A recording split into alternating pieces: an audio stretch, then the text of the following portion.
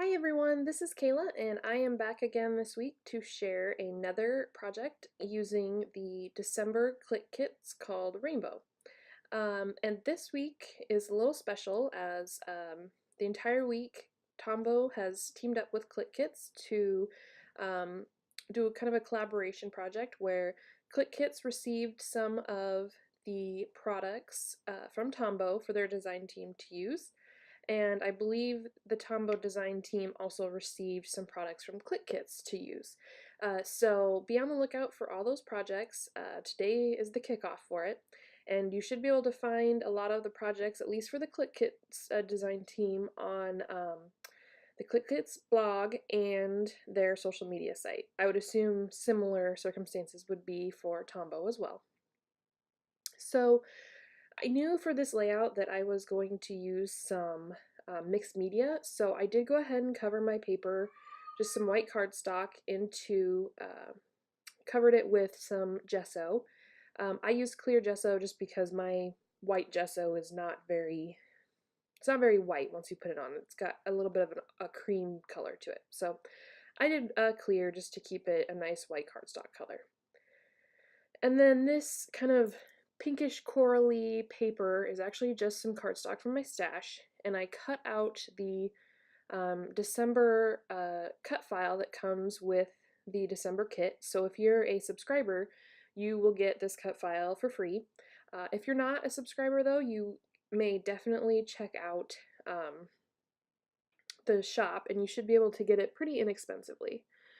But yeah, so I cut it out of cardstock and I'm just using it like a stencil. And I'm using some Liquitex texture paste. So it's kind of coarse texture paste, so it'll give it some just extra texture than normal. It's kind of a sandy feeling. So this is the first product that Tombow sent for us to play with. It's a set of the Tombow dual brush pens, and the colors in this set match so well with the December kits. I apologize if you can hear my cat in the background. She just ate and thinks she needs attention now. So if you hear her, I apologize. Just disregard that. So I had never played with any of the Tombow dual brush pens before, and so that's what this next little bit is going to be. I didn't want to cut much of it out so that you could kind of experience it with me. But yeah, this is my first time. So what I've done is I started by spritzing the paper because from what I had seen, the markers do react with water. But then when I went to go write the markers down, the ink didn't really want to come out because it was so diluted from all the water. So I mopped some of that up, and as you can see, as I get farther away where it's dried more, the color is coming out much nicer from the marker. So I'm letting the yellow and the pink dry so I can kind of come back to that. So that was kind of number one. Okay, I need to put it on a drier surface first before I add the water. And then once I get across the entire way here, I'm going to spray some more water. And what I was trying to go for is kind of a drippy effect over the whole paper. So I add some water and start dripping. And it does drip pretty well, but you can kind of still see the blocks. And I didn't really want that. The blending brush didn't really work because I think I had put so much water on it already. And so it's kind of dripping here, but I wanted a lot of the color to drip more than just single droplets. So I kind of play and play, and then I'm like, okay, let's maybe try and blend some of this out at the top, and wasn't really going the way I wanted. And like I said, I'm very inexperienced, so please don't look at this and think she has no idea what she's doing. Because, well, I guess honestly I didn't. I was just having playtime here. So I decided, okay, I want more ink and more color, so I'm going to color with the pens farther down and then spray it and see how that effect will work. And I felt like some of the color at the top looked blocky still because I let it almost dry too much, even though I had the gesso. So I only did a few columns just to see how that looked. And it did run a lot better, as you can see. You get a lot more of the color on there, and so then a lot more of the color will run. And so far this is kind of what I was going more for. In hindsight, I probably would have just gessoed the paper and then waited until I did this process before I put on the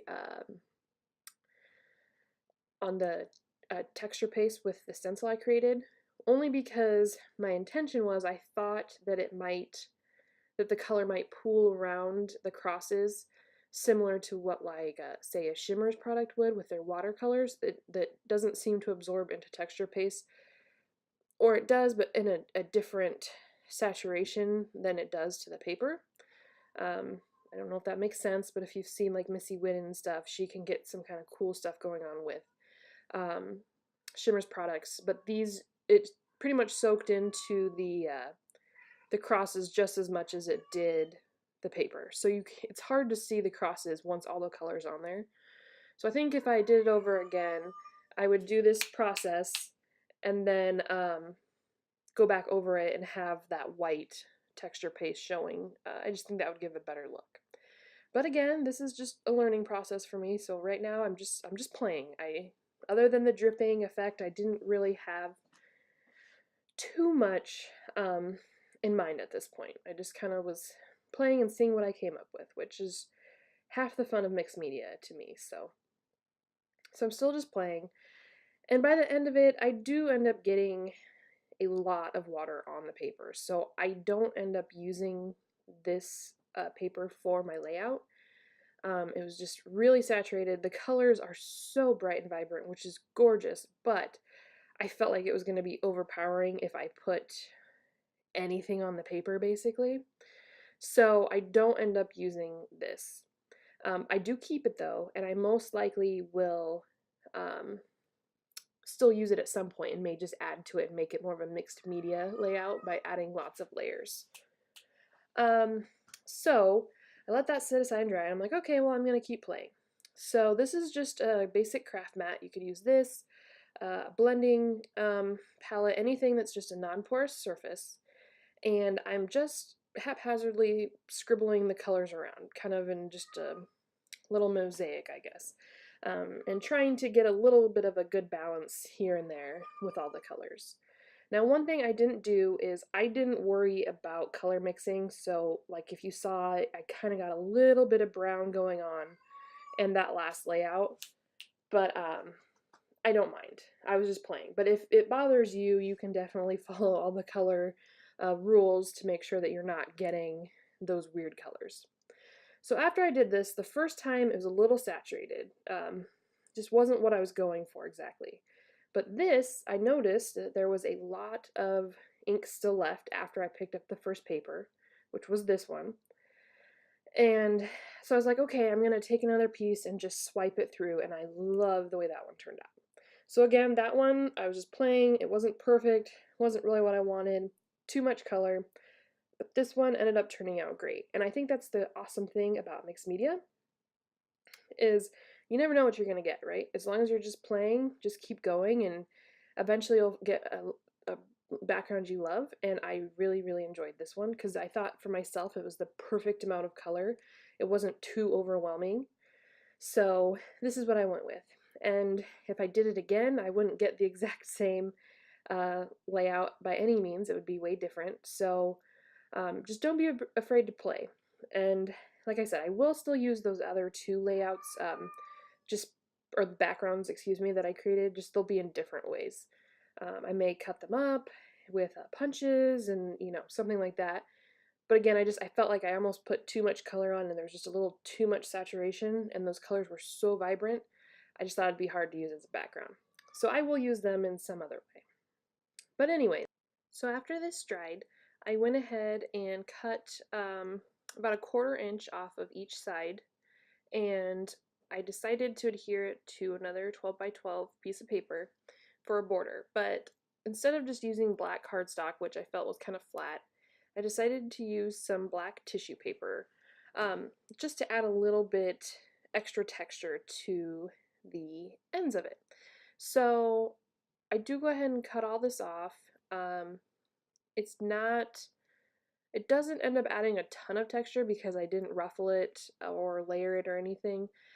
So what you see in the video is pretty subtle, and it is fairly subtle in person as well. but I do really like that I did this instead. I think it adds just enough to make it a little bit better than just a flat piece of black cardstock. So going through, getting it all cut up, I do tear it here a little bit because I was getting impatient with my little scissors and I didn't want to go find my big scissors. And then I ended up tearing it using the trimmer, so I have to do a little bit of patchwork over there, but it ends up turning out in the end, and it's just fine. All I do is just tape another little layer over it, and I don't think you can even tell that I had to do that, so that ended up being good. So I get it all lined up here and get it all trimmed up, and then I'll go ahead and adhere my my main paper with the mixed media on it. And so I actually, to adhere most of the rest of the stuff in my project, I am using that pink little tape runner there, which is also a Tombow mono permanent adhesive with the little dots. So when it rolls out the tape, it's little dots instead of like a straight piece of adhesive like maybe your ATG would have. And it's a great adhesive to use. I end up actually popping up my photo on some craft foam, just cheap craft foam that you would get from like Walmart or anything like that. And I use that tape runner to adhere the foam. And I like that because the foam is pretty like absorbent. So if you use liquid glue, it tends to absorb into the foam and then not actually stick to your photo. At least that's the experience that I've found. So the adhesive runner from Tombow is great because it stays nice and tacky over time, and so it helps keep the craft foam adhered to the photo because it doesn't actually soak into the craft foam. So as you can see here, I was putting some tissue paper behind the photo. I started out with just black, but I thought it took away from the border a little too much. It was a little too strong. And then I had that black polka dot on white tissue paper, and as much as I think it's adorable tissue paper, I just didn't think it worked here on this layout. So I ended up going and getting white tissue paper because I figured it was just neutral enough that it gave the photo a little texture but really didn't take away from the black border or all the vibrant color I've got going on in the background. And I thought I was going to tear all the sides, but I decided to cut both sides and the top straight and then just leave the torn part at the bottom there to give it a little bit extra layer. And so here's the craft foam I was talking about. Again, it's just cheap craft foam. You can get it in the kids craft section at Walmart or any craft store. And again, that adhesive sits right on top of the foam, so it's great for using for stuff that's very porous like the craft foam. And then I decided I wanted to do some kind of messy baker's twine in the background as a different texture and to add in more black to the layout. I just couldn't get it to cooperate the way I wanted it to look. Like I had a way in my head I wanted it to look, and my fingers were just not translating that to the paper with the baker's twine. So I initially started with that big long piece and it wasn't working, and so I cut it up into smaller pieces to be able to kind of twist it the way I wanted, and that still just wasn't looking the exact way I wanted, so I decided, okay, I'm gonna go on to my other embellishments and I'll come back to this. So a lot of the embellishments I use are actually from the Traveler's Notebook Kit for December. So that oh my gosh sticker is from some clear stickers you get from the Pretty Little Studio collection Savannah Dreams. And they, like I said, they are clear stickers, but I really like that bold pop of the black. So my title is actually going to be Oh My Gosh, Yes. And the yes is actually a die cut piece rather than a sticker. And that also is from a pack of phrases. You can kind of see some more off to the left hand side there that you get in a pack from, also from Pretty Little Studios. And I believe those were Savannah Dreams collection as well. And again, those do come in the Traveler's Notebook Kit. So it's a bunch of phrases. I used that black, yes. And then I don't know if I lost it in the package or if it just doesn't come with one, but the point on the exclamation point, excuse me, I can't say it, was not in the pack. So I just took a little heart from the clear sticker pack that the Oh My Gosh came from and added that. And I think it looks cute. And then this little flag came from, I believe, the Traveler's Notebook kit too. It may have been the main kit, but it is from Pretty Little Studios as well. And I cut out the little black flag that says Live Colorfully. And I'm focusing mostly on using black just because there's so much color in the background, so I don't want to take away from that color and or make it look too busy. But I do bring a little bit of extra color in here with these label stickers, also in the TN kit, and they're also from the Savannah Dreams collection from Pretty Little Studios. So I often don't use labels quite as they're intended. I like to cut them up as I'm doing here and add them as kind of borders around my photo. So that's all I'm doing, is cutting them up and kind of placing them around just to give the photo something else, but hopefully again not take away too much from the background. So next I'm going to bring on these stars. So these stars came in the same pack as the word die cuts that the yes came from. And they did have some other colors, like a navy blue, a little bit like a teal or blue, and some yellow. But I decided again just to stick with the black because I thought that was going to pop really nice off the colorful background. So I make a little visual triangle with these around my photo. And once I get done putting these on, I kind of feel like it's getting bottom heavy over in that right hand corner. So I feel like I need to add something up in the left hand corner to kind of balance out, especially all that black. I just felt like there needed to be some more black up in the bottom or the top right hand side.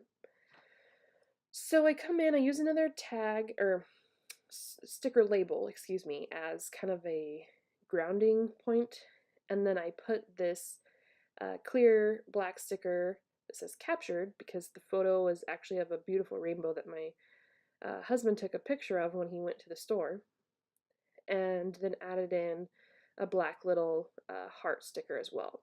And there's a bit of glare going on with my lights there, but I think it looks a lot better and balances out the layout much, much better.